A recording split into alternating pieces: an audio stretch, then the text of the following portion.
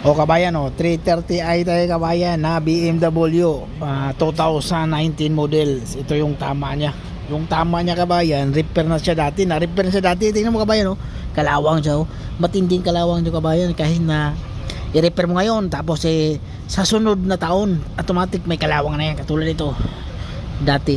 Pero hindi ko alam kung kailan na yun na-repair. Yan o. Pero ang tama ng kabayan, kailangan hinila natin yung kabayan. Maliit lang yung nasama, pero kailangan hilahin kasi makapal yung masilya natin pag hindi na hilahin So okay na yan siya. Tingnan mo kabayan. So okay na yung alignment na yan, di ba? So pantay talaga kabayan. Yun, kailangan maganda yung pagkatira. So ito kabayan, kasi BMW ito siya kabayan. Tapos itim bang kulay. Kasi pag itim kulay, katulad yung kabayan, example kabayan, hanggang dito ka nagliha, yung body filler mo. Kadalasan yan, ito nga dito, may linya dito kasi dati na-repair tong pintuan, baka dito hanggang dito. Klaro yan. Yung dugtungan, lalo na pag example, primer ka dito, hanggang dito ka mag-primer. Automatic yung primer maglilinya.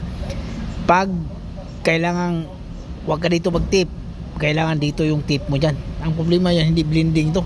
Dito ka mag-tip, dito ka lang mag-primer para hindi abot yung katulad yan, dito ka mag-tip kunwari, tapos yung primer pag ganyan matabangan yung primer dito, may primer dito, maglinya yan.